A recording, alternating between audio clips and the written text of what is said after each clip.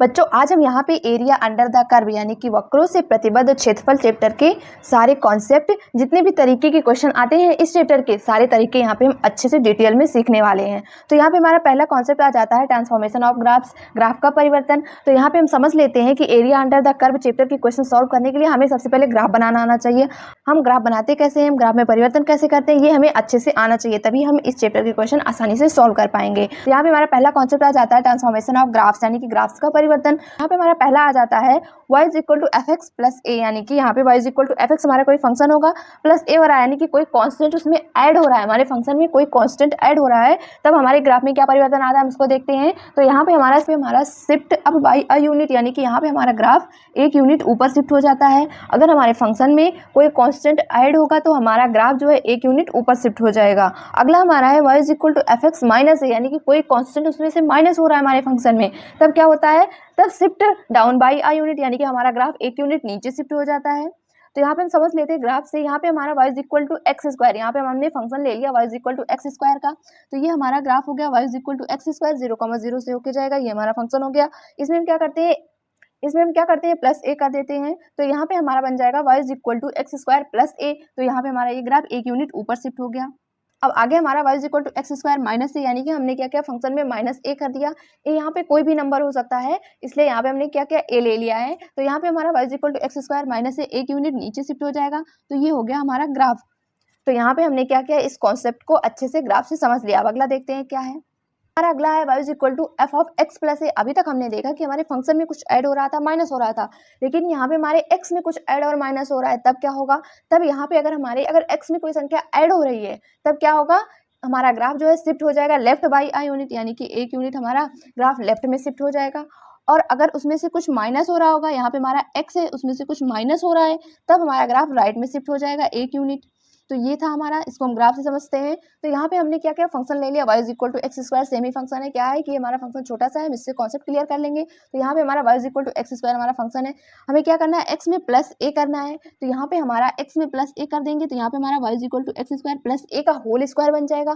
तो क्या करना है, इसे अगर प्लस ए करेंगे तो यहाँ पे हमारा ग्राफ लेफ्ट में एक यूनिट शिफ्ट होगा, तो यहाँ पे हमारा ये वाला ग्राफ आ गया y is equal to x plus a का होल स्क्वायर।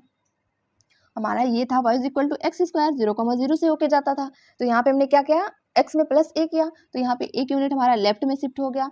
ऐसे अगर हम उसमें से माइनस कर देंगे तो y is equal to x minus a का होल स्क्वायर बन जाएगा, तब यहाँ पे हमारा ग्राफ राइट में एक यूनिट शिफ्ट होगा, तो ये हो गया हमारा graph y is equal to x minus a का होल स्क्वायर। तो यहाँ पे हमारा था कि अगर x में प्लस ए होगा तो लेफ्ट में शिफ्ट होगा, यानी कि ये लेफ्ट जाएगा राइट नहीं जाएगा, और माइनस होगा तो हमारा राइट जाएगा, ये अच्छे से ध्यान रख लेना, इसमें थोड़ी सी कंफ्यूजन हो जाती है। तो ये कॉन्सेप्ट क्लियर हो गया। अगला देखते हैं। अब हमारा अगला आ जाता है y is equal to minus f x, यानी कि एफ एक्स हमारा फंक्शन है, आगे माइनस लग गया, तब क्या होता है, फ्लिप अबाउट एक्स एक्सिस, यानी कि x अच्छे से हमारा ग्राफ उलट जाता है। तो यहाँ पे हमारा फंक्शन है y is equal to x square का, यहाँ पे हमने ये ग्राफ बना लिया, इसमें क्या करना है, आगे हमें माइनस लगाना है, तो y is equal to minus x square बनेगा, तो ये हमारा नीचे वाला ग्राफ हो गया, x अच्छे से उलट गया, तो ये तो क्लियर हो गया। अगला हमारा है y is equal to f of minus x, यानी कि यहाँ पे हमारे x में माइनस लगा हुआ है, तब क्या होगा, तब फ्लिप अबाउट y एक्सिस, यानी कि y अच्छे से उलट जाएगा। तो यहाँ पे हम एग्जांपल समझते हैं, तो यहाँ पे हमारा एग्जांपल है y is equal to mod minus x minus 3, यहाँ पे हमारा x में माइनस लगा था, इसलिए यहाँ पे हमारे x में जो है माइनस लगा होगा, माइनस एक्स माइनस 3, ये मॉड के अंदर है। यहाँ पे हमने ऐसा एग्जाम्पल है जिससे दो कॉन्सेप्ट क्लियर होंगे। तो यहाँ पे हम क्या करेंगे, अगर y is equal to mod x minus 3 का ग्राफ बना लेते हैं तो फ्लिप कर देंगे y एक्सिस से, तो हमारा ग्राफ बन जाएगा y is equal to mod minus x minus 3 का ग्राफ। तो यहाँ पे हम इसको अच्छे से समझ लेते हैं, इसमें दो कॉन्सेप्ट हमारा क्लियर हो जाएगा। अगर हम यहाँ पे ग्राफ बनाते हैं y is equal to mod x का, तो ये हमारा 0,0 से ऐसे होके जाएगा, लेकिन उसमें क्या करेंगे, अगर हम ये हमारा ग्राफ हो गया y is equal to mod x का, इसमें हमें क्या करना है, माइनस 3 करना है, तो ये हमारा ग्राफ राइट में शिफ्ट हो जाएगा, तो ये वाला ग्राफ हमारा हो गया। लेकिन यहाँ पे हमें क्या करना है, उसमें आगे माइनस लगा देना है।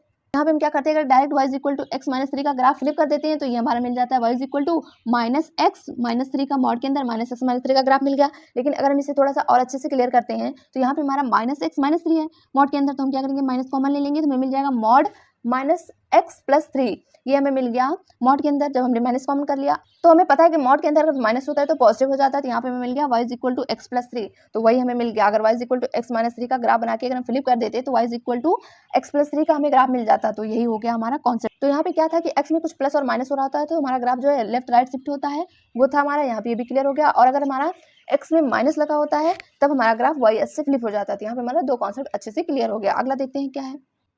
अब अगला हमारा आ जाता है y is equal to a into f x, यानी कि यहाँ पे हमारे फंक्शन में कुछ इंटू हो रहा है और हमारा ए जो है ग्रेटर देन 1 है। यहाँ पे कंडीशन है कि हमारे फंक्शन में जो इंटू हो रहा है वो 1 से बड़ा है, तब क्या होगा, स्ट्रेच अबाउट y एक्सिस हमारा ग्राफ बन जाएगा। तो यहाँ पे हम क्या करेंगे, इसको समझ लेते हैं y is equal to sine x, क्योंकि हमें साइन एक्स के बारे में सारी डिटेल अच्छे से पता है। उसके पहले हम देख लेते हैं, अगर यहाँ पे हमारा ए जो है ग्रेटर देन 1 है, लेकिन अगर हमारा 1 से छोटा हो जाता है ए, तब क्या होगा, y is equal to a into f x है। लेकिन यहाँ पे क्या हो गया कि हमारा ए जो है 1 से छोटा है और 0 से बड़ा है, तब क्या होगा, तब हमारा ग्राफ कंप्रेस हो जाएगा y एक्सिस से। तो यहाँ पे हम समझते हैं, हमने फंक्शन लिया y is equal to sine x, तो यहाँ पे हमारा ब्लैक वाला ग्राफ जो बना हुआ है ये हो गया हमारा y is equal to sine x का ग्राफ। अब हमें क्या करना है, फंक्शन में ए का इंटू करवाना है जो 1 से बड़ा हो। तो हमारे फंक्शन में 1 से बड़ा के लिए हमें 2 इंटू करवा लेते हैं, तो y is equal to 2 sine x बन गया। तो हमें ये ग्रीन वाला ग्राफ जो मिल गया ये हमारा हो गया y is equal to 2 sine x का ग्राफ। क्योंकि अगर हम अपने फंक्शन में इनपुट कुछ भी देते हैं तो हमें आउटपुट बड़ा मिल रहा है, क्योंकि 2 से इंटू होके हमें आउटपुट मिलेगा। तो ये हमारा ग्राफ ये वाला बनेगा, ग्रीन वाला। क्योंकि अगर हमारा साइन एक्स का ग्राफ था तो -1 से 1 तक ही था, लेकिन अगर हम उसमें 2 से इंटू कर देंगे तो हमारा ग्राफ बड़ा मिलेगा। तो ये हो गया हमारा ग्रीन वाला ग्राफ जो हमारा है y is equal to 2 sine x का। और अगर हमारी वैल्यू जो है ए की 1 से छोटी होगी, 0 से बड़ी होगी, तब यहाँ पे हमारा graph y is equal to 1/2 sine x का बनेगा। तो ये हमारा ब्लू वाला ग्राफ जो बना है ये हमारा y is equal to 1/2 sine x का है। तो यहाँ पे हम इसको समझ लेते हैं, ये हमारा ग्राफ जो है y एक्सिस से कंप्रेस हो जाएगा। तो यहाँ पे अगर हम क्या करते हैं, x की कोई भी वैल्यू डालेंगे तो हमें यहाँ पे 1/2 इंटू में जो है इसके अकॉर्डिंग इंटू होकर हमें आउटपुट मिलेगा। तो उसके अकॉर्डिंग हमारा ग्राफ जो है ये कंप्रेस होकर मिलेगा। हमारा अगला आ जाता है y is equal to f of a into x. X में कुछ इंटू हो रहा है, तो यहाँ पे अगर हमारा ए ग्रेटर देन 1 है, एक्स में जो इंटू हुई संख्या वो हमारी 1 से बड़ी है, तब क्या होगा कि कंप्रेस हो जाएगा अबाउट एक्स एक्सिस। हमने जो 5 वाली कंडीशन पढ़ी है, जो हमने 5 वाला ग्राफ बना के समझ लिया, ये उसका बिल्कुल अपोजिट है। तो यहाँ पे दोनों को अच्छे से क्लियर करना। वहाँ पे हमारे फंक्शन में बाहर कुछ इंटू हो रहा था, लेकिन यहाँ हमारे एक्स में कुछ इंटू हो रहा है, तब क्या होगा कि कंप्रेस हो जाएगा अबाउट एक्स एक्सिस जब ए 1 से बड़ा होगा। फंक्शन ले लेते हैं y is equal to sine x. हमें क्या करना है, x में इंटू करवाना है जो 1 से बड़ी वैल्यू हो, तो हमें मिल जाएगा y is equal to sine 2x, यानी कि यहाँ पे हमने a का मान 2 ले लिया। अब ग्राफ बनाएंगे, तो यहाँ पे हमारा ब्लैक वाला ग्राफ जो है ये हमारा मिल गया साइन x का ग्राफ। अब x में 2 से इंटू करवाएंगे तो y is equal to sine 2x मिलेगा। तो इसका ग्राफ बनाएंगे तो ये x एक्सिस से कंप्रेस हो जाएगा। यहाँ पे हमारा ये ग्रीन वाला ग्राफ जो बना हुआ है ये हो गया हमारा y is equal to sine 2x का ग्राफ। यहाँ पे क्या था कि हमारा साइन एक्स का ग्राफ था, उसमें अगर हम पाई की वैल्यू रखते तो हमें मिल जाता 0, एक्स की वैल्यू पाई रखते तो 0 मिलता, एक्स की वैल्यू पाई/2 रखते तो हमें 1 मिल रहा था। लेकिन जब हमने क्या किया, साइन 2x किया, 2 से इंटू करवा दिया, तो अगर हम उसमें क्या करते हैं, पाई/2 रखते हैं तो 2 कैंसिल होकर पाई, यानी कि 0 मिल रहा है, पाई/2 पे हमें 0 मिल रहा है। और अगर हम एक्स की वैल्यू पाई रखते हैं तो हमें मिल जाता है 2 पाई, यानी कि यहाँ पे हमारे 2 पाई पे 0 बन रहा है। तो यहाँ पे क्या हुआ कि हमारा ग्राफ कंप्रेस हो गया, साइन एक्स पे में पाई पे 0 मिल रहा था, लेकिन यहाँ पे हमारे पाई/2 पे ही 0 मिल रहा है। तो यहाँ पे हमारा ग्राफ कंप्रेस हो चुका है। तो ये था हमारा कॉन्सेप्ट। अगला देखते हैं। अब हमारा अगला आ जाता है y is equal to f of a into x. यहाँ पे हमारा x में कुछ इंटू हो रहा है, लेकिन क्या है कि वो 0 से बड़ा है, 1 से छोटा है, तब क्या होगा, हमारा graph stretch about x axis. देख लेते हैं क्या कॉन्सेप्ट है, सेम ग्राफ ले लेते हैं, y is equal to sine x. तो ब्लैक वाला ग्राफ हो गया हमारा y is equal to sine x का। हमें यहाँ पे क्या करवाना है, x में इंटू करवाना है 1 से छोटी वैल्यू। तो यहाँ पे हमने क्या किया, 1/2 से इंटू करवा दिया, तो y is equal to sine x/2 में मिला। हमें इसका ग्राफ बनाना है, तो अगर इसका ग्राफ बनाएंगे तो ये हमारा ग्रीन वाला ग्राफ जो है ये हो गया हमारा y is equal to sine x/2 का ग्राफ। ये ग्राफ हमारा फैल जाता है। तो यहाँ पे हमारा y is equal to sine x में अगर हम क्या करते हैं, x की वैल्यू पाई रख देते हैं तो हमें वैल्यू 0 मिलती है। लेकिन अगर हम क्या करते हैं, y is equal to sine x/2 में हम x की वैल्यू पाई रखते हैं तो हमें साइन पाई/2 मिलता है। तो हमें पता चल गया कि पाई पे हमें साइन x में वैल्यू 0 मिल रही थी, लेकिन यहाँ पे हमें 1 मिल रही है। तो ये हो गया हमारा ग्रीन वाला ग्राफ। अगला कॉन्सेप्ट आ जाता है ट्रांसफॉर्मेशन बाय मॉडुलस फंक्शन, यानी कि मापांक फलन का परिवर्तन कैसे करते हैं ग्राफ में। तो यहाँ पे हमारा पहला है y is equal to mod f x, यानी कि कोई फंक्शन होगा उसके बाहर मॉड लगा देंगे तो हमें क्या मिलेगा, तो हमारा हो जाता है reflect only the portion below x axis about x axis. तो यहाँ पे हमने क्या किया, फंक्शन ले लिया y is equal to sine x का। अब हमें क्या करना है, साइन एक्स में मॉड लगा देना है। तो हम पहले क्या करते हैं, ग्राफ बना लेते हैं y is equal to sine x का। तो ये हमारा ग्राफ हो गया, ऊपर वाला y is equal to sine x का ग्राफ बन गया। हमें क्या करना है, मॉड लगा देना है, तो mod y is equal to sine x, इसका ग्राफ बनाएंगे। तो अभी क्या कहा था कि एक्स एक्सिस के नीचे जो भी ग्राफ होता है वो उलट के ऊपर चला जाता है। ऐसा क्यों होता है, हमें पता है कि मॉड लगा होता है तो हमें हमेशा पॉजिटिव वैल्यू मिलती है। अगर हम यहाँ पे हमारा जो निगेटिव वैल्यू मिल रही थी, अगर मॉड लगा देंगे तो भी हमें पॉजिटिव वैल्यू मिलेगी, क्योंकि मॉड में अगर कोई निगेटिव वैल्यू भी डालते हैं तो हमें आउटपुट जो है पॉजिटिव मिलता है। तो h के नीचे हमारी जो भी निगेटिव वैल्यू थी अब वो भी हमें पॉजिटिव मिलने लगेंगी। तो ये हो गया हमारा graph y is equal to mod sine x का। तो यहाँ पे हमारा एक्स अक्ष के ऊपर जो ग्राफ था वो तो हमारा सेम ही है, लेकिन अक्ष के नीचे जो था वो भी उलट के ऊपर चला गया। तो ये हो गया हमारा ग्राफ। अगला देखते हैं। अगला हमारा है y is equal to f of mod x, यानी कि यहाँ पे हमारे x में मॉड लग गया। तब क्या होगा हम समझते हैं, पहले कॉन्सेप्ट को पढ़ते हैं। तो यहाँ पे हमारा है keep only the portion right of y axis and then reflect it about y axis keeping original portion intact. तो इसको समझते हैं हम एग्जांपल से। तो यहाँ पे हमारा फंक्शन है f x is equal to x minus one का होल स्क्वायर। अगर हम इसका ग्राफ बनाते हैं तो यहाँ पे क्या है, x में माइनस वन हो रहा है, कुछ माइनस हो रहा है तो ये राइट में शिफ्ट होगा, और यहाँ पे हमारा स्क्वायर लगा है तो ये हमारा पैराबोला होगा। तो ये हो गया हमारा ग्राफ जो 1 से होके जाएगा। ये तो हमारा नॉर्मल ग्राफ हो गया। क्या करना है, इसमें हमें मॉड एक्स करना है। तो यहाँ पे अगर हम x में मॉड लगा देते हैं तो f of mod x is equal to mod x minus one का होल स्क्वायर बनेगा। अब यहाँ पे अगर हम x में पॉजिटिव वैल्यू डालते हैं कोई, तो यहाँ पे हमारा मॉड लगा है, कोई पॉजिटिव वैल्यू डालेंगे तो हमें कुछ वैल्यू मिलेगी। अगर हम यहाँ पे x की कोई नेगेटिव वैल्यू भी देते हैं तो भी हमें पॉजिटिव वैल्यू मिलेगी। तो यहाँ पे अगर हम मॉड x जो है, x की जगह पे हम +1 डालते हैं या -1 डालते हैं तो हमें फंक्शन की दोनों वैल्यू सेम मिलेगी। तो यहाँ पे अगर हम ग्राफ बनाते हैं तो ये हमारा ग्राफ बन जाएगा। तो यहाँ पे अगर हम इसको समझते हैं अपने कॉन्सेप्ट से, तो यहाँ पे क्या है कि ये वाला ग्राफ हमारा जो है y is equal to x minus one का होल स्क्वायर। तो यहाँ पे ये हमारा ग्राफ जो बना हुआ है इसको हम क्या करेंगे, राइट साइड में जो ग्राफ हमारा है उतना रखेंगे और लेफ्ट में जो ग्राफ है उसको भूल जाएंगे। अब ये जो ग्राफ हमारा बना है, हमने राइट में जो ग्राफ लिया, लेफ्ट का छोड़ के राइट में जो लिया, ये हमारा ग्राफ हो गया। इसी को हमें रिफ्लेक्ट कर देना है y एक्सिस से, तो सेम हमारा ग्राफ इधर भी बन जाएगा। ऐसा क्यों हुआ, हमने समझा कि अगर हम +1 रखते हैं -1 रखते हैं तो हमें फंक्शन की दोनों वैल्यू सेम ही मिलेगी। इसलिए हम क्या करेंगे, कोई भी फंक्शन दिया होगा मॉड से पहले उसको हम बना लेंगे ग्राफ, फिर मॉड लगा देंगे, क्योंकि जो राइट में ग्राफ होगा वही इतना लेंगे, लेफ्ट का छोड़ देंगे, फिर राइट में जो हमारा ग्राफ बना हुआ है उसी को हम रिफ्लेक्ट कर देंगे y एक्सिस। बच्चों यहाँ पे हमारा अगला कॉन्सेप्ट आ जाता है mod y is equal to f x. यहाँ पे हमारे y में मॉड लगा है तो स्टेटमेंट पढ़ते हैं, draw f x only where it is positive, now reflect the portion about x axis keeping the original portion intact. तो यहाँ पे हम समझ लेते हैं इसको, mod y is equal to f x है। तो यहाँ पे हमारा y में मॉड लगा है, इसका मतलब यहाँ पे हमें y की पॉजिटिव वैल्यू मिलनी चाहिए, लेकिन एफ एक्स जो है यहाँ पे उसमें मॉड नहीं लगा तो इसकी पॉजिटिव नेगेटिव दोनों वैल्यू हो सकती है। तो यहाँ पे हमें क्या करना पड़ेगा, दोनों को सेटिस्फाई करे ऐसी ही वैल्यू लेना पड़ेगा। तो यहाँ पे हमारे एफ एक्स की वैल्यू जो है उसको हमें पॉजिटिव लेना पड़ेगा। अगर यहाँ पे हमारा फंक्शन ले लेते हैं mod y is equal to sine x, अगर यहाँ पे हम क्या करते हैं y की वैल्यू देखते हैं तो हमें y is equal to sine x भी मिलेगा, y is equal to minus sine x भी मिलेगा। तो यहाँ पे हमारे y की वैल्यू, फंक्शन की वैल्यू जो है पॉजिटिव नेगेटिव दोनों हो सकती है। तो यहाँ पे हम इसका ग्राफ बनाएंगे y is equal to sine x और y is equal to minus sine x का, लेकिन हमें वही उतना ग्राफ बनाना है जो दोनों कंडीशन को सेटिस्फाई करे। यहाँ पे हमारा मॉड y जो है इसकी वैल्यू में पॉजिटिव होनी चाहिए। तो यहाँ पे हम क्या करते हैं, y is equal to sine x का ग्राफ बना लेते हैं। तो ये हो गया हमारा y is equal to sine x का ग्राफ। तो यहाँ पे हम क्या करेंगे, अपने साइन एक्स ग्राफ में हमें क्या करना है, वही वैल्यू लेना है जो दोनों कंडीशन को सेटिस्फाई करे। यहाँ पे हमें क्या करना है, मॉड y की हमें पॉजिटिव वैल्यू मिलनी चाहिए। तो यहाँ पे हमारे साइन एक्स ग्राफ में हमें ये वाला ग्राफ हम ले लेंगे, जो जितना हमारा ये पॉजिटिव है हम इतना ग्राफ ले लेते हैं। नेगेटिव नहीं लेंगे क्योंकि वो हमारा सेटिस्फाई नहीं करेगा, इसलिए हमें नेगेटिव वाला ग्राफ नहीं लेना है, केवल पॉजिटिव लेना है। तो ये ले लिया हमने। अब यहाँ पे हमारा ये ग्राफ बन गया, जो एक्सिस के ऊपर था हमारा ये वाला ग्राफ बन गया। लेकिन यहाँ पे हमें क्या करना है, y is equal to minus sine x का ग्राफ बनाना है, लेकिन उतना ही बनाना है जो हमारा सेटिस्फाई करे। यहाँ पे हमारा ये जो माइनस वाला ग्राफ था, नीचे वाला ग्राफ, इसको हम नहीं बनाएंगे। यहाँ पे हमें क्या करना है, y is equal to minus sine x का बनाना है, वही उतना बनाना है जो हमारे फंक्शन को सेटिस्फाई कर दे। यहाँ पे हमारा मॉड y है, तो यहाँ पे हमारा y is equal to minus sine x बनाने के लिए क्या करना पड़ेगा, कॉन्सेप्ट आगे हमने पढ़ा कि वो एक्स एक्सिस से फ्लिप हो जाता है, यानी कि ऊपर ग्राफ एक्स एक्सिस के जो होता है वही नीचे बन जाता है अगर हमारे फंक्शन में आगे माइनस लग जाता है। तो यहाँ पे हमारा ऊपर जो हमारा ग्राफ है वही हमारा नीचे भी बन जाएगा, फ्लिप हो गया एक्स एक्सिस से।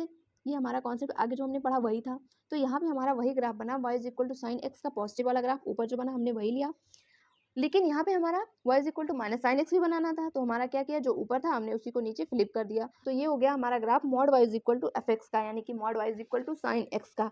तो यहाँ पे हमारा कॉन्सेप्ट क्या था कि हमारे y में मॉड लगा था तो हमें इसकी वैल्यू पॉजिटिव मिलनी चाहिए, लेकिन हमारे फंक्शन की वैल्यू पॉजिटिव नेगेटिव दोनों हो सकती है। तो यहाँ पे हमारा वही था कि साइन हमारा पॉजिटिव भी था नेगेटिव भी था, हमें दोनों ग्राफ बनाना है, लेकिन वही उतना बनाना है जो हमारे मॉड y को सेटिस्फाई करे। तो यहाँ पे हमारा ऊपर वाला ग्राफ ये जो था हमने यही इतना बनाया, पॉजिटिव वाला हमें वैल्यू मिलनी चाहिए, एफ एक्स की हमें पॉजिटिव वैल्यू लेना है, हमारा मॉड y सेटिस्फाई करेगा। लेकिन हमें क्या करना है, माइनस साइन एक्स बनाना है, क्योंकि हमारा फंक्शन माइनस भी हो सकता है। तो हमें माइनस साइन एक्स का ग्राफ भी बनाएंगे तो हमें एक्स एक्सिस से फ्लिप जो ग्राफ बनता है हमारा वही बन जाएगा।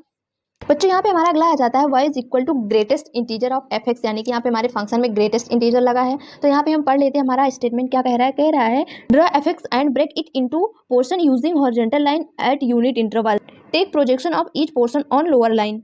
तो यहाँ पे हमें क्या करना है, कह रहा है कि सबसे पहले हमें एफ एक्स दिया हमें उसको बना लेंगे। तो यहाँ पे हम मान लेते हैं y is equal to x square यहाँ पे हमने जो ग्राफ लिया है, फंक्शन लिया है y is equal to x square लिया है।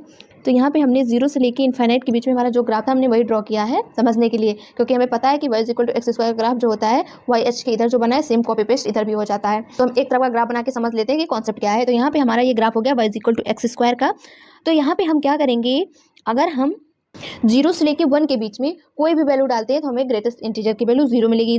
0.1 0.2 ऐसे हम डालते जाएंगे तो हमें इसकी वैल्यू 0 मिलेगी। तो यहाँ पे ये वाला ग्रीन वाला ग्राफ हमारा हो गया 0 से 1 के बीच में। अगर हम ग्रेटेस्ट इंटीजर में x की वैल्यू 1 डालते हैं तो हमें y की वैल्यू भी 1 ही मिलेगी। तो यहाँ पे ये हो गया हमारा। अगर हम क्या करते हैं 1 से बड़ी वैल्यू डालते हैं 1.2 या 1.3 समथिंग डालेंगे तो हमें ग्रेटेस्ट इंटीजर की वैल्यू 1 ही मिलेगी। आगे हम क्या करेंगे √2 डालेंगे तो यहाँ पे हमारा √2 का स्क्वायर हो जाएगा। तो यहाँ से हमें मिल जाएगा √2। अगर हम इनपुट देंगे तो हमारा आउटपुट 2 मिल जाएगा। जब हम यहाँ पे इनपुट √2 देंगे तो हमें आउटपुट 2 मिल जाएगा, यानी कि इसका ग्राफ हमारा यहाँ पे 2 मिल जाएगा।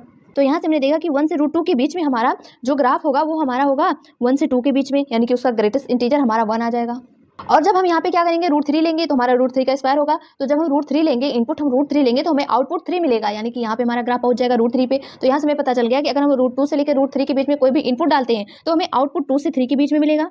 तो हमें आउटपुट 2 से 3 के बीच में मिलेगा। यहाँ से हमने ये देख लिया। तो यहाँ पे हमारा क्या है कि हमारा ये हॉरिजॉन्टल जो लाइन है इस पे हमारा पॉइंट ब्रेक हो रहा है। तो यहाँ से हम क्या करेंगे, अगर हम यहाँ पे 0 से 1 के बीच में हमारा ये जो ब्लैक वाला ग्राफ है, अगर हम इसका शैडो ले लेते हैं तो यहाँ पे हमारा ये ग्राफ बनेगा 0 से 1 के बीच में हमारा ग्रीन वाला। ऐसे हम क्या करते हैं 1 से लेकर √2 के बीच में हमारा जो ग्राफ है ब्लैक वाला, अगर हम इसका शैडो लेंगे तो ये हमारा ग्रीन वाला बनेगा 1 से √2 के बीच में। ऐसे ही हम क्या करेंगे, अगर हम यहाँ पे 2 से लेके √3 के बीच में हमारा जो यहाँ पे ग्राफ है ब्लैक वाला, इसका शैडो ले लेंगे तो यहाँ पे हमारा ये ग्रीन वाला √2 से लेके √3 के बीच में बन रहा है।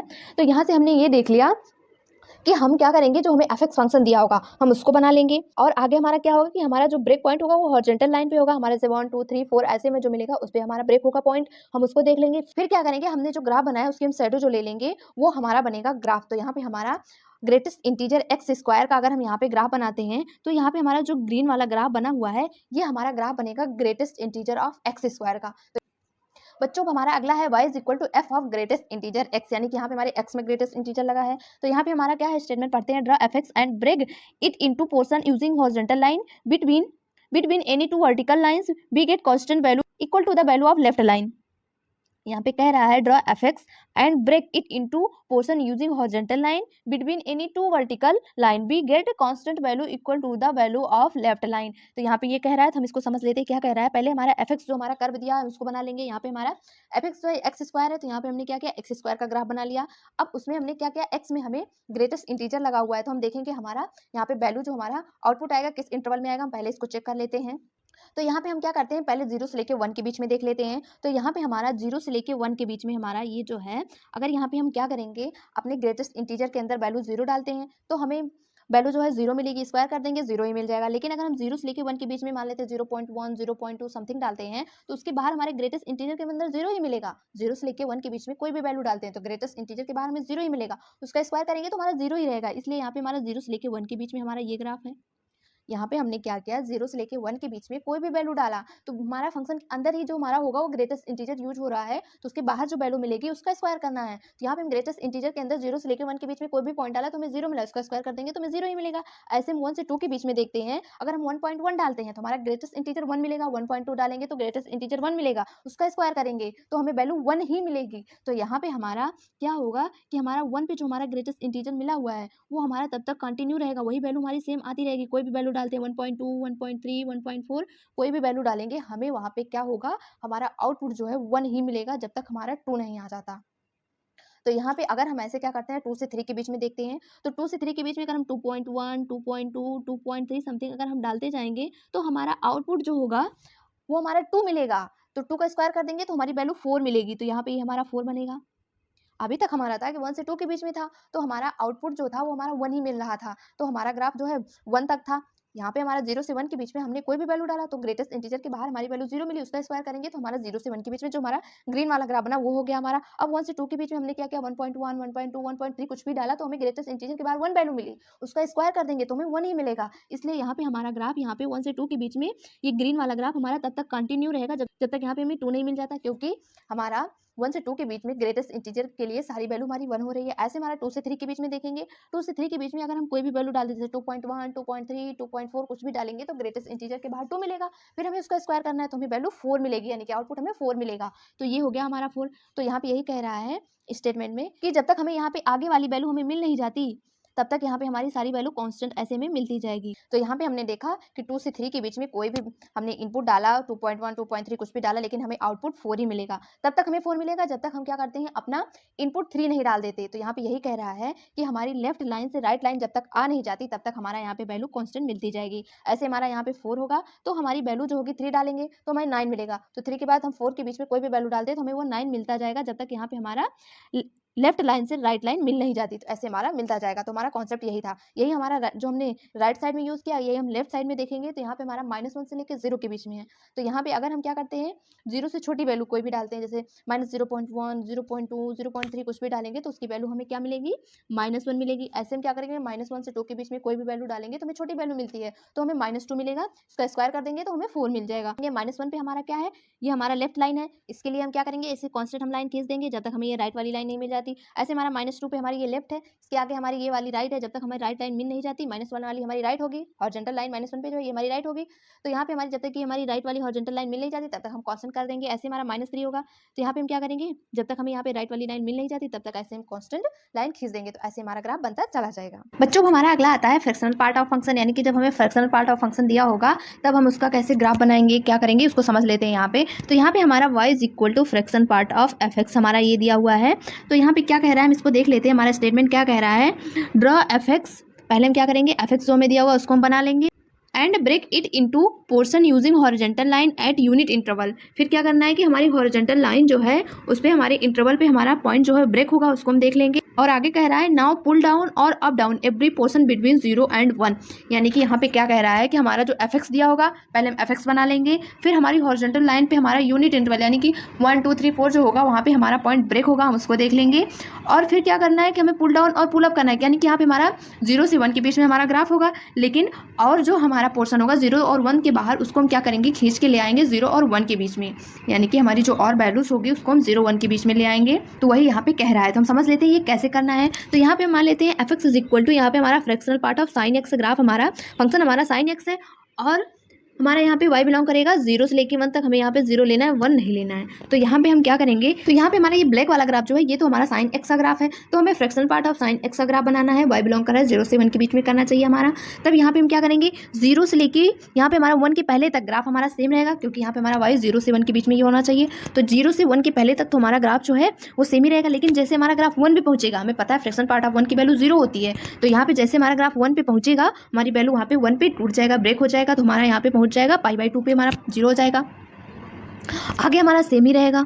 आगे हमारा पाई से लेके 2 पाई के बीच में हमारा ग्राफ -1 से लेके 0 के बीच में है, लेकिन हमें क्या करना है, अपने ग्राफ को 0 से लेके 1 के बीच में ले जाना है। -1 से 0 के बीच में जो है हम उसको 1 से, हमारा -1 से 0 के बीच में जो ग्राफ है हम उसको 0 से लेके 1 के बीच में ले जाएंगे। तो यहाँ पे हमारा क्या होगा कि यहाँ पे हमारा π/2 पे हमारी वैल्यू जो होगी sin π/2 पे फ्रैक्शन पार्ट की वैल्यू हमारी 0 हो जाती है। तो यहाँ पे ये हमारा ओपन होगा, और यहाँ पे ये हमारा नीचे जो ग्राफ है ये हमारा पुल हो जाएगा, ऊपर चला जाएगा। यहाँ पे ये हमारा ग्राफ ऊपर बन जाएगा, और π/2 पे भी हमारा ओपन सर्कल बन जाएगा। तो यहाँ पे ये हमारा 0 से लेके 2 पाई के बीच में हमारा जो ग्राफ बना है, ऐसे हमारा ये इंटरवल है 2 पाई के बीच का, ऐसे ही हमारा सारा ग्राफ आगे बनता चला जाएगा। ऐसे हमारा ये पीछे वाला भी बनेगा। यहाँ पे यही है कि हमारा ग्राफ यहाँ पे हमारा -1 से 0 के बीच में था, हमें इसको ले जाना है 0 से लेके 1 के बीच में। तो ये हमारा 0 से लेके 1 के बीच में पहुँच गया। ऐसे हमारा जितना भी ग्राफ होगा सारा हम 0 से लेके 1 के बीच में ले जाएंगे, लेकिन हमारा 1 पे क्या होगा, ओपन सर्कल होगा।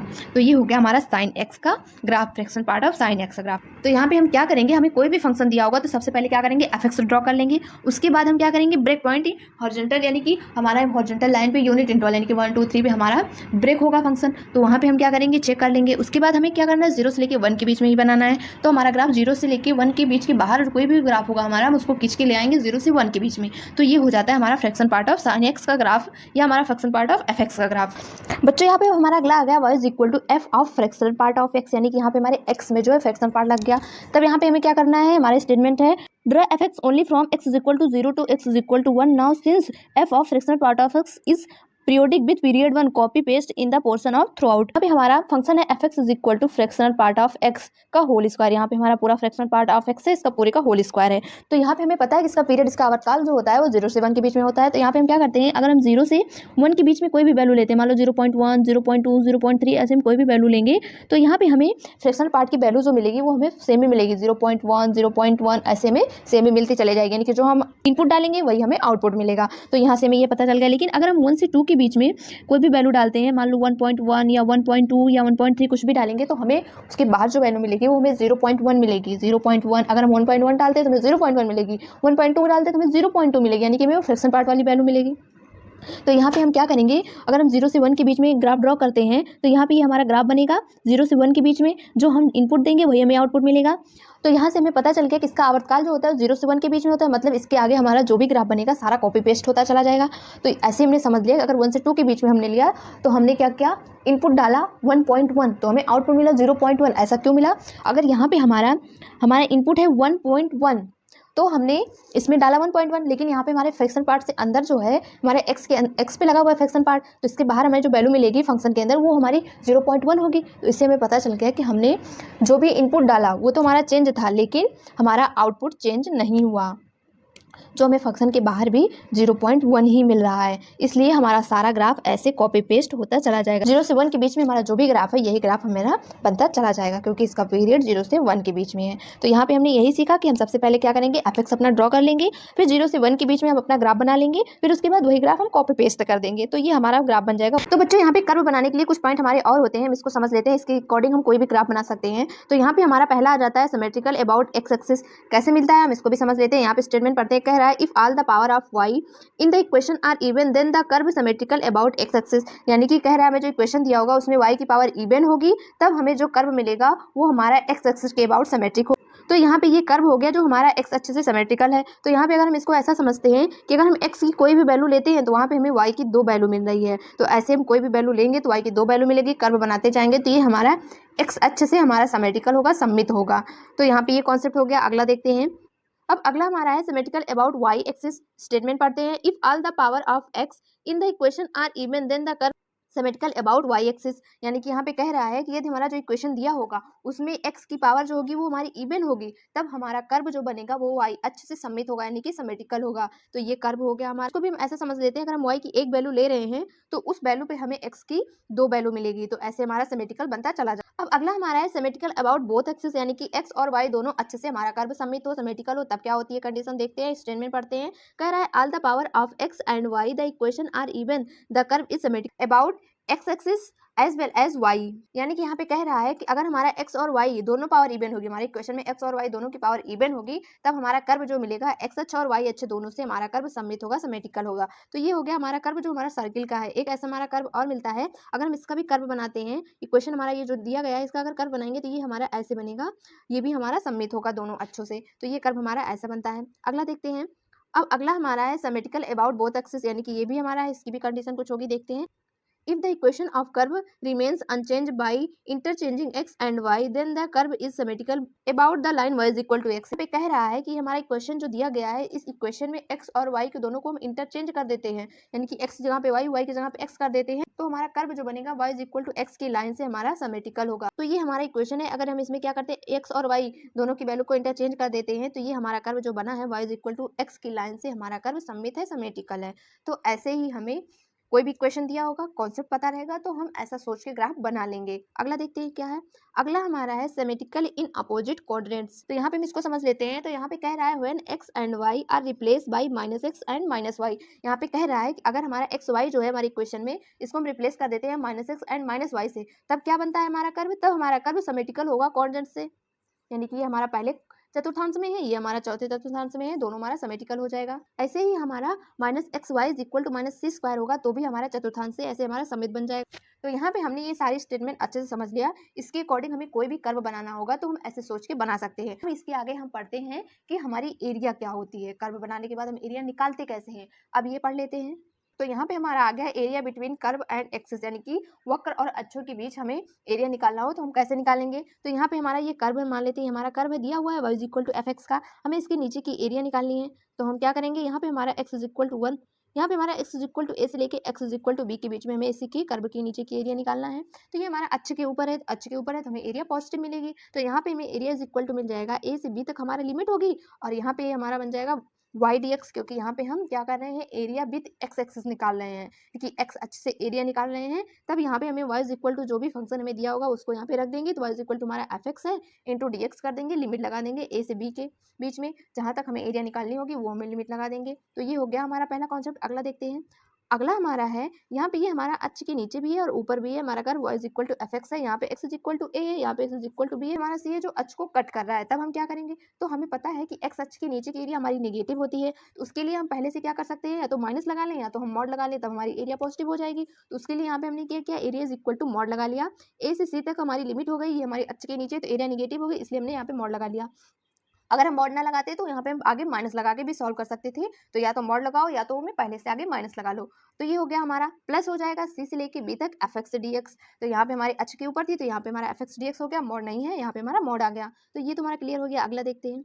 अगला हमारा है x is equal to a है, यहाँ पे ये हमारा एक कर्व है, ये हमारा दूसरा है, यहाँ पे हमारा एफ एक्स कर्व है, यहाँ पे हमारा जी एक्स कर्व है। x is equal to a है, x is equal to b है, और ये दोनों कर्व हमारा x is equal to c पे मिल रहा है। इसके नीचे की हमें एरिया निकालनी है। तब यहाँ पे हमें मिल जाता है area is equal to integration a से लेके सी तक हमारी लिमिट होगी, क्योंकि यहाँ पे हमारा ए से सी के बीच में हमारा जो कर्व है वो एफ एक्स है, तो यहाँ पे हमारा एफ एक्स डी एक्स हो जाएगा। एक्स एक्सिस से निकालना है तो यहाँ पे हमारा y is equal to f x जो भी फंक्शन होगा उसको रख देंगे, प्लस हो जाएगा सी से लेके बी तक हमारा ये दूसरा कर्व आ गया, तो यहाँ पे हम जी एक्स डी एक्स लगा देंगे। तो ये होगी हमारी एरिया। अब हम देखते हैं एरिया विथ वाई एक्सिस, यानी कि वाई एक्सिस से हमें एरिया निकालनी होगी, तो क्या करेंगे, तो यहाँ पे ये वाला हमारा कर्व हो गया y is equal to f x. तो यहाँ पे हमें ए से बी के बीच में एरिया निकालनी है। तो हमें पता है कि वाई अक्ष के इधर जो एरिया मिलती है हमें ये वाली की पॉजिटिव होती है, इसके पीछे जो एरिया मिलेगी वो हमारी नेगेटिव होगी। तो इसके लिए यहाँ पे हम क्या करेंगे, यहाँ पे हमें y अच्छे से एरिया निकालनी है। तो y इज इक्वल टू हमारा एफ एक्स, तो ये हमारा कर्व हो गया। लेकिन यहाँ पे हमें क्या करना होगा, x इज इक्वल टू हमारा फंक्शन जो दिया होगा y इज इक्वल टू कुछ फंक्शन होगा, तो हम क्या करेंगे, x की वैल्यू निकालेंगे, x is equal to y के रूप में फंक्शन बनाएंगे। तो यहाँ पे हमारा y is equal to f x हमारा ये फंक्शन है। तो यहाँ पे हम क्या करेंगे, x इज इक्वल टू जो भी लिखा वो हमारा फंक्शन हो गया जी वाई। यहाँ पे समझ लेते हैं कि यहाँ पे जैसे y is equal to x square, ये हमारा फंक्शन हो गया y is equal to f x के जैसा। तो यहाँ पे हम क्या करेंगे, अगर x इज इक्वल टू लिखते हैं तो ये हमारा रूट y हो गया। यहाँ पे हमने क्या किया, रूट y जो है इसी को हमने जी वाई लिखा हुआ है। तो यहाँ पे x इज इक्वल टू जो भी फंक्शन मिलेगा y के रूप के उसको हमने यहाँ पे जी वाई लिखा हुआ है। तो यहाँ पे हम एरिया लिखना होगा, तो क्या करेंगे, area is equal to a से बी तक लिमिट लगाएंगे और x इज इक्वल टू जो भी फंक्शन बना होगा हमने उसको जी वाई लिखा हुआ है, तो यहाँ पे हमारा जी वाई इंटू डी वाई होगा, क्योंकि यहाँ पे हम y अक्ष से एरिया निकाल रहे हैं, तो यहाँ पे हमारा डी वाई हो गया। अगला देखते हैं। तो अगला हमारा यहाँ पे है कि यहाँ पे हमारा ये y अक्ष है, y अक्ष के इधर भी हमारा कर्व है और इधर भी हमारा कर्व है। तब हमें एरिया लिखनी है, तो क्या करेंगे, यहाँ पे सी पे हमारा इंटरसेक्ट कर रहा है अक्ष को, तो यहाँ पे हमारा area is equal to a से सी के बीच में, यहाँ पे हमारा कर्व जो होगा, हमारी लिमिट जो होगी ए से सी के बीच में, हमारी एरिया जो निकालेंगे वो हमारी वाई अक्ष के इधर है, लेफ्ट में है, तो यहाँ पे ये हमारी एरिया निगेटिव होती है। तो इसके लिए या तो हम यहाँ पे मॉड लगा लें, यहाँ पे या तो हम मॉड लगा लें या तो माइनस लगा लें। तो यहाँ पे हमने क्या किया है, मॉड नहीं लगाया है, माइनस लगा लिया है। तो यहाँ पे आप मॉड भी लगा सकते हैं, तब माइनस नहीं लगाएंगे, लेकिन अगर मॉड नहीं लगा रहे हैं तो आगे पहले से माइनस कर देंगे जिससे हमारी एरिया पॉजिटिव हो जाए। तो यहाँ से हमारी एरिया ए से सी के बीच में जी वाई डी वाई हो जाएगी, और यहाँ पे हमारी सी से बी के बीच में एरिया हमारी पॉजिटिव ही रहेगी, तो जी वाई डी वाई हो जाएगी। यहाँ पे जी वाई क्या है, एक्स इज इक्वल टू जो भी फंक्शन मिलेगा उसको हमने जी वाई लिखा हुआ है। अगला देखते हैं। अगला हमारा है ए से लेके सी तक, यहाँ पे हमारा ये लिमिट है और बीच में बी है, यहाँ पे भी हमारा दो फंक्शन है। यहाँ पे मान लेते हैं y is equal to f x हमारा फंक्शन है और ये दूसरा function y is equal to h x है। तो यहाँ पे अगर हम क्या करेंगे, x is equal to function लिखेंगे तो जी वाई हो जाएगा। यहाँ पे हम x is equal to function लिखेंगे तो उसको हमने मान लिया है क्यू वाई, कोई और फंक्शन होगा तो हमने उसको क्यू वाई मान लिया है। तब यहाँ पे area is equal to a से लेके बी तक लिमिट लगाएंगे, तब यहाँ पे हमारा फंक्शन होगा g y into d y, plus b से लेके सी तक लिमिट लगाएंगे, तब हमारा यहाँ पे फंक्शन होगा जो x के रूप का होगा क्यू वाई, तो q y into d y हो गया। तो ये हो गई हमारी x और y अक्ष से दोनों की एरिया को समझ लिया। अब अगला देखते हैं। हमारा अगला आ गया एरिया बिटवीन टू कर्व, यानी कि दो कर्व दिया होगा तो हम एरिया कैसे निकालेंगे। तो यहाँ पे ये हमारा ब्लू वाला कर्व एफ एक्स है, ब्लैक वाला कर्व जी एक्स है। ए से बी के बीच में हमें एरिया निकालना है, तो ए से बी तक हमारी लिमिट हो जाएगी एफ एक्स माइनस जी एक्स, यानी कि ऊपर वाले कर्व को माइनस कर देंगे नीचे वाले कर्व से, तो ये हमें एरिया जो मिलेगी वो हो जाएगी हमारी, यहाँ पे ये हमारा ऊपर वाला कर्व, ये हमारा नीचे वाला कर्व, इसी के बीच की एरिया निकालनी है। तो क्या करेंगे, ऊपर वाली एरिया में से माइनस कर देंगे नीचे वाली एरिया, तो हमें बीच की एरिया मिल जाएगी इंटू डी एक्स। या हम इसको ऐसा भी याद कर सकते हैं कि ए से बी तक हमारी लिमिट होगी और यहाँ पे अपर minus lower curve, upper curve minus lower curve into D x. तो ये हो जाएगा हमारा, यहाँ पे हमारा कर्व एफ एक्स जी एक्स है, तो यहाँ पे हमने ऐसा लिख लिया। मान लो कोई भी कर्व हो सकता है, तो हम इसको याद रखने के लिए क्या कर सकते हैं, upper curve minus lower curve into D x. तो ये हो गया हमारा। अगला देखते हैं। तो अब अगला हमारा हो गया, ये कर्व हो गया हमारा और ये दूसरा कर्व हो गया। अभी तक तो हमारा अपर लोअर था, अब ये लेफ्ट राइट वाला कर्व हमारा बन रहा है, यानी कि एक कर्व आगे है, उसके पीछे दूसरा कर्व है। तब क्या करेंगे, मान लेते हैं आगे वाला कर्व हमारा y is equal to f x है, तो एक्स के रूप में निकालेंगे तो हमारा जी एक्स हो गया। ऐसे ही मान लेते हैं हमारा दूसरा वाला curve y is equal to h x है, एक्स के रूप में निकालेंगे तो मान ले क्यू वाई हो गया। तो इसकी एरिया निकालेंगे कैसे, तो a इज इक्वल टू, यहाँ पे हम क्या करेंगे, जी वाई, यानी कि आगे वाला कर्व जो होगा माइनस कर देंगे पीछे वाले कर्व से, इंटू डी वाई कर देंगे। इसको ऐसा याद कर सकते हैं, ए से बी तक हमारी लिमिट होगी, राइट कर्व यानी कि आगे वाला कर्व हमारा राइट कर्व हो गया, पीछे वाला कर्व हमारा लेफ्ट कर्व हो गया, यानी कि right curve minus left curve into d y. तो ये हो गया हमारा। तो यहाँ पे अगर हमें अपर या लोअर कर्व दिया होगा तो उससे सॉल्व कर लेंगे, लेफ्ट और राइट कर्व के रूप में दिया होगा तो हम इसको ऐसे सॉल्व कर लेंगे। तो यहाँ पे हम समझ लेते हैं area of some important curve, यानी कि कुछ विशेष वक्रों के क्षेत्रफल, हम इसको याद कर लेंगे तो हमें एग्जाम में क्वेश्चन सॉल्व करने में आसानी होगी। तो यहाँ पे हमारा एरिया ऑफ ट्रायंगल, यानी कि त्रिभुज का क्षेत्रफल निकालना होगा, तो उसका एरिया होता है 1/2 बेस इंटू हाइट। अब हमारा अगला आ जाता है एरिया ऑफ ट्रापेजियम, तो ये इसकी एरिया होती है 1/2 sum of parallel side into distance between them. अगला हमारा है एरिया ऑफ सेक्टर, तो इसका हमारा एरिया होता है 1/2 थीटा इंटू आर स्क्वायर।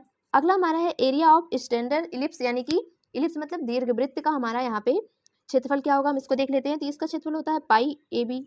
अब अगला हमारा है, यहाँ पे हमारे कुछ कर्व हैं, इन कर्व की एरिया हमें डायरेक्ट याद कर लेनी होती है, जिससे क्वेश्चन में हम डायरेक्ट यूज कर पाएं। तो इसको भी देखते हैं। तो यहाँ पे हमें ऐसा दिया होगा a x square less than equal to y, और y less than equal to m x होगा, और y is equal to a x square हमारा कर्व होगा, y is equal to m x होगा। ये हमारी कंडीशन होगी। ये हो गया हमारा कर्व, ये हो गया हमारा y is equal to a x square, और ये होगी y is equal to m x की लाइन। तब यहाँ पे इसका एरिया हमारा होता है a is equal to 1/6 m cube upon a square. तो यहाँ पे हमारा m जो होगा x का कांस्टेंट इंटू जो होगा वो हमारा m हो गया, और a होगा हमारा ये पैराबोला में जो a का इंटू हुआ है वो हो गया हमारा। और यहाँ पे हमारा इंटरसेक्शन पॉइंट मिलता है m upon a comma m square upon a. तो यहाँ पे हमारा इंटरसेक्शन पॉइंट हो गया, और ये हमारा जो ग्रीन कलर है इसकी एरिया हमारी हो गई is equal to 1/6 m cube upon a square into unit square. तो ये हमारी डायरेक्ट एरिया हो जाती है, ये याद कर लेना है, क्वेश्चन में डायरेक्ट यूज होगा। अगला हमारा है y is equal to 4ax, ये हमारा एक पैराबोला है और लाइन है x is equal to a। तो अगर हम इन दोनों लाइनों का अगर यहाँ पे हमने पैराबोला और लाइन का इंटरसेक्शन निकालते हैं तो a हमारा मिलता है a कॉमा टू a, और b पॉइंट हमें मिलता है a comma minus two a। तब यहाँ पे हमारा एरिया हो जाता है a is equal to 8/3 into a square. तो ये हो गई हमारी एरिया। हमारा आ जाता है, यहाँ पे हमारा दिया होगा y is equal to 4ax, ये हमारा पैराबोला है, और यहाँ पे हमारी लाइन है y is equal to mod mx। यहाँ पे हमारा ये वाला कर्व हो गया हमारा पैराबोला, और ये हो गई हमारी लाइन, और इंटरसेक्शन पॉइंट इसका जो मिलता है वो हमें मिलेगा 4a upon m square comma 4a upon m. तो इसका अगर हम एरिया निकालेंगे तो हमारा एरिया डायरेक्ट होता है a is equal to 8a square upon 3m cube, 8a square upon 3m cube. तो ये हो गया हमारा। अगला हमारा आ जाता है x is equal to 4ay और y square is equal to 4bx। यहाँ पे हमारा दो पैराबोला है, तो अगर हम इन दोनों पैराबोला के क्या करते हैं, इंटरसेक्शन पॉइंट निकालते हैं, तो वो हमारा a होगा। तो ये होता है हमारा इंटरसेक्शन पॉइंट मिलता है, और दूसरा हमारा इंटरसेक्शन पॉइंट 0,0 मिलेगा। तो अगर हम इसके बीच की ये वाली एरिया निकालेंगे तो हमें मिल जाती है a is equal to 16/3a into b। तो ये हो गया हमारा एरिया, डायरेक्ट याद कर लेना, इसकी एरिया होती है 16/3a इंटू b। अब हमारा अगला आ गया, हमें एक पैराबोला दिया होगा x square is equal to 4ay, और एक लाइन दी होगी y is equal to mx। तो ये हमारा ग्रीन वाला जो है इसकी एरिया निकालनी है। तो यहाँ पे हमारा दूसरा पॉइंट 0,0 होगा, तब हमारी ये एरिया जो है मिल जाएगी a is equal to 8a square into m cube upon 3 unit square. तो हमें एरिया ये मिलती है, हमें डायरेक्ट याद कर लेना है, a और m का मान हमें देख के रख देना है जो भी हमें क्वेश्चन में दिया होगा। अगला देखते हैं। अगला हमारा आ जाता है x square plus a square less than equal to 2ax, और हमारा एक पैराबोला होगा, यानी कि एक हमारा सर्कल होगा एक हमारा पैराबोला होगा। तो ये हो गया हमारा कर्व। अब यहाँ पे जो हमारा ग्रीन पोर्शन है हमें उसी के एरिया निकालना है। तो यहाँ पे हमारा इंटरसेक्शन पॉइंट a कॉमा ए होगा, और नीचे वाला पॉइंट हमारा a कॉमा माइनस ए होगा।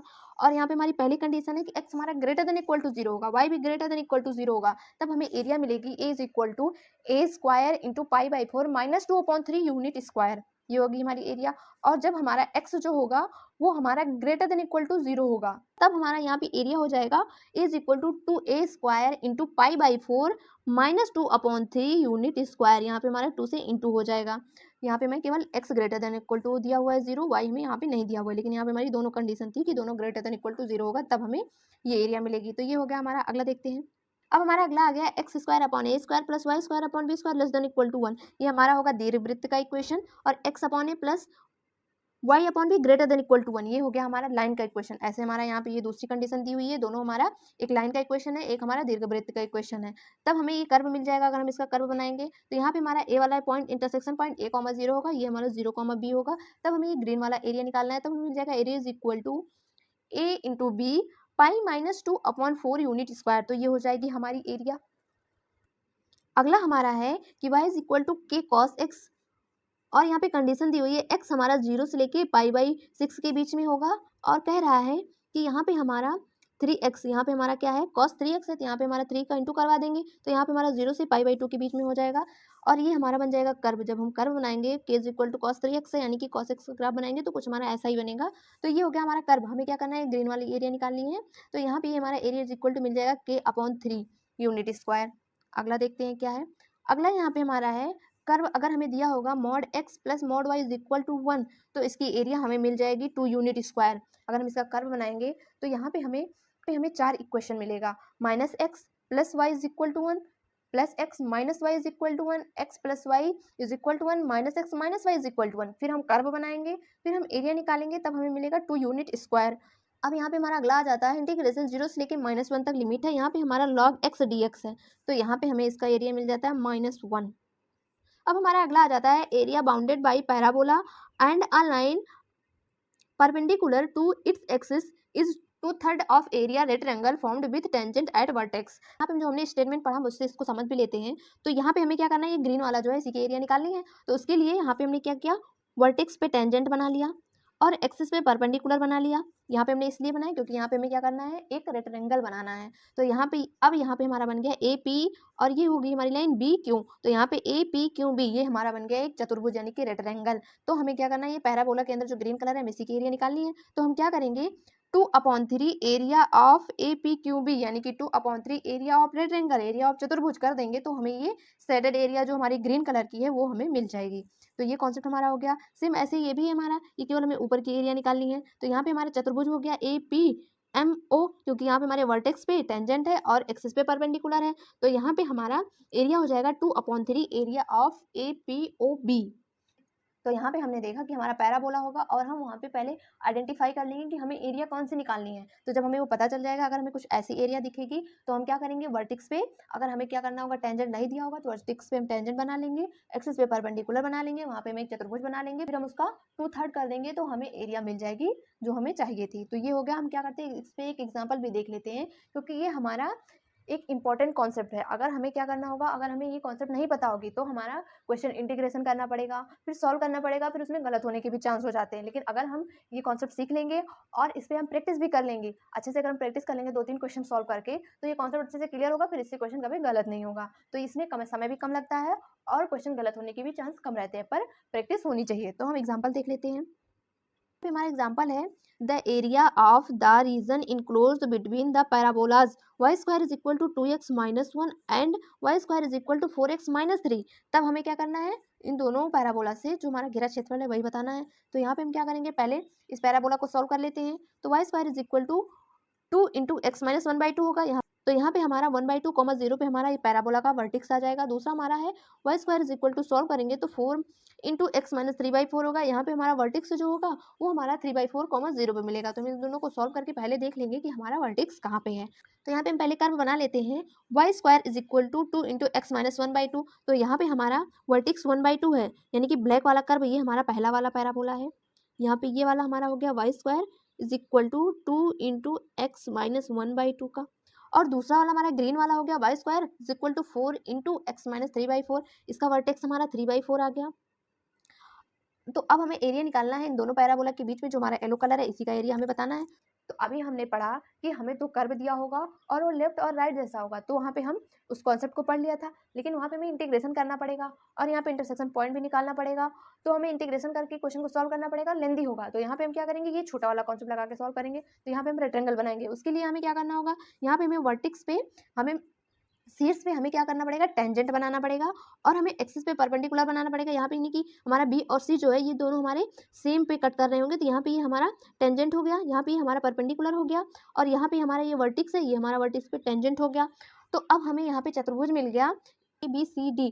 तो अगर हम यहाँ पे क्या करेंगे 2/3 एरिया ऑफ ABCD यानी कि एरिया ऑफ चतुर्भुज करेंगे तो हमें यहाँ पे येलो कलर के बाहर ये हमारा जो यहाँ पे ये ग्रीन कलर है इसकी भी एरिया आ जाएगी। ग्रीन कलर के बाहर ये हमारा व्हाइट कलर जो भी हमने ब्लैक से बनाया ये पूरी एरिया मिलेगी। तो उसके लिए हमें क्या करना पड़ेगा, यहाँ पे ये हमारा दूसरा वाला कर्व जो है हमारा ग्रीन वाला कर्व जो है यहाँ पे भी हमें चतुर्भुज वाला कॉन्सेप्ट लगाना पड़ेगा, जिससे हमें ये ब्लैक वाली एरिया मिल जाएगी। फिर हम उसको माइनस कर देंगे तो हमें टोटल एरिया मिल जाएगी जो हमें चाहिए। तो उसके लिए हम क्या करेंगे, यहाँ पे अपने ग्रीन वाले कलर के वर्टेक्स पे हम टेंजेंट बना लेंगे। तो ये हो गया हमारा टेंजेंट, और यहाँ पे ये हमारा बी और सी जो ये तो हमारा एक्सिस पे परपेंडिकुलर है ही। तो यहाँ पे अगर हम इसका क्या करते हैं इंटरसेक्शन पॉइंट भी निकाल लेते हैं। ये तो हमारा वर्टेक्स हो गया 1/2, यहाँ पे हमारा 3/4। लेकिन यहाँ पे अगर हम बी और सी दोनों का अगर हम इंटरसेक्शन पॉइंट निकालते हैं तो वाई एक्सिस पे यहाँ पे हमें 1 मिलेगा, नीचे भी 1 मिलेगा, यानी कि पूरी डिस्टेंस हमारी 2 मिलेगी। अब यहाँ पे हम चतुर्भुज का कॉन्सेप्ट लगा देंगे। तो यहाँ पे 2/3 एरिया ऑफ चतुर्भुज ABCD, पे हमने क्या किया 2/3 एरिया ऑफ चतुर्भुज ABCD, बड़ा वाला चतुर्भुज हमने लिया। तो ABC यानी कि बेस इंटू हाइट। तो यहाँ पे हमारा बेस, यहाँ पे हमारा बेस क्या होगा, यहाँ पे हमारा अगर इंटरसेक्शन पॉइंट निकालेंगे तो ये हमारा 2 पूरा 2 है, तो यहाँ पे हमारा 1 पे अक्ष को हमारा इंटरसेक्ट करेगा, ये पॉइंट हमारा 1 होगा। यहाँ पे हमारा एक्स एक्सिस पे जो ये कट कर रहा है ये हमारा 1 होगा। तो यहाँ पे हमें ये वाली डिस्टेंस लेनी पड़ेगी। ये हमारा हो गया बेस चतुर्भुज का, और ये हो जाएगी हमारी हाइट AD। तो यहाँ पे हमारा BC जो होगा इसकी हमारी वैल्यू जो होगी ये 1/2, डिस्टेंस हमारी 1/2 होगी। तो यहाँ पे हम क्या करेंगे 2/3 एरिया ऑफ ABCD। तो उसके लिए बेस हमारा 1/2 हो गया, 1 - 1/2 करेंगे तो हमारा बेस 1/2 मिलेगा, इंटू हाइट तो हमें BC AD या BC दोनों तुम्हारी बराबर है, तो यहाँ पे हमारी 2 हो गई। तो एरिया ऑफ ये हमें मिल गया चतुर्भुज ABCD, 2/3 एरिया ऑफ चतुर्भुज 1/2 इंटू 2, ये हमारी एरिया हो गई। तो इससे हमें मिल गया ये वाला क्षेत्रफल। हमारा ये येलो के बाहर जो हमारा ये ब्लैक वाला है ये पूरा हमें क्षेत्रफल मिला हुआ है, नीचे और ऊपर दोनों को मिला के ये हमें पूरा मिला हुआ है। अब यहाँ पे हमें क्या करना है, ये ब्लैक कलर से जो हमारा शेडेड है इसकी एरिया हमें माइनस करनी है। तो यहाँ पे ये नीचे हमारा भी ये भी होगा, इसको भी माइनस करना है, तब हमें जो चाहिए वो एरिया मिलेगी। तो उसके लिए हम क्या करेंगे, हमारा दूसरा वाला चतुर्भुज है, यहाँ पे हम इसको मान लेते हैं P है, और इसको मान लेते हैं हमारा ये Q है, ये पॉइंट हमारा Q है। तो अब क्या करेंगे 2/3 एरिया ऑफ चतुर्भुज PBCQ, एरिया ऑफ चतुर्भुज हमारा है PBCQ। तो 2/3, अब यहाँ पे हम क्या करेंगे बेस यानी कि QC निकालेंगे। तो QC निकालेंगे तो हमें मिलेगा 1/4, यहाँ पे हमारा 1 है, यहाँ पे इसका वर्टेक्स हमारा 3/4 है। तो यहाँ पे अगर हम इसका डिस्टेंस निकाल लेंगे, बेस निकाल लेंगे तो 1/4 मिल जाएगा। हाइट हमारी 2 है, इंटू 2 कर दिया, तो यहाँ पे हमें ये चतुर्भुज की एरिया मिल गई PBQC। यहाँ पे ये हमारा हो गया PBQC, ये वाला चतुर्भुज, और ये वाला हो गया हमारा ABCD। अब इसे सॉल्व कर लेंगे, तो यहाँ से इसे सॉल्व करेंगे तो 2/3 मिल जाएगा, और यहाँ से सॉल्व कर लेंगे तो 1/3 मिल जाएगा। तो यहाँ से हमें आंसर मिल गया 1/3 यूनिट स्क्वायर। तो ये हो गया हमारा आंसर। तो हमें क्या करना है, केवल हमें यहाँ पे येलो कलर वाली ही एरिया निकालनी है। तो उसमें से हमने क्या किया, पर्पल वाली एरिया माइनस कर दिया, तो हमें जो चाहिए थी वो एरिया मिल गई। तो यही था हमारा कॉन्सेप्ट। इस पे 1-2 क्वेश्चन और अच्छे से क्लियर कर लेना। यहाँ पे हम क्या करते हैं, लेफ्ट और राइट वाला कर्व लगाते तो हमारा क्वेश्चन थोड़ा टफ हो जाता है, इंटीग्रेशन भी करना पड़ता है, लेकिन यहाँ पे हमारा 2 लाइन में हमारा आंसर आ गया। तो ये इंपॉर्टेंट है, इसको अच्छे से प्रैक्टिस कर लेना। तो हमने यहाँ पे एरिया अंडर द कर्व और ट्रांसफॉर्मेशन ऑफ ग्राफ्स के सारे कॉन्सेप्ट यहाँ पे अच्छे से क्लियर कर लिए हैं। Area under the curve chapter के सारे P/Q सॉल्व किए गए हैं, उसकी लिंक डिस्क्रिप्शन बॉक्स में मिल जाएगी, वहां से जाके अच्छे से क्वेश्चन पर भी प्रैक्टिस कर लीजिएगा, जिससे हमारा कॉन्सेप्ट अच्छे से क्लियर हो जाए। तो यहाँ पे हमने सब अच्छे से सीख लिया है। जितने भी 1 शॉर्ट वीडियो बने हुए हैं उसकी लिंक भी डिस्क्रिप्शन बॉक्स में मिल जाएगी, वहां से जाके उसको भी क्लियर कर लीजिएगा।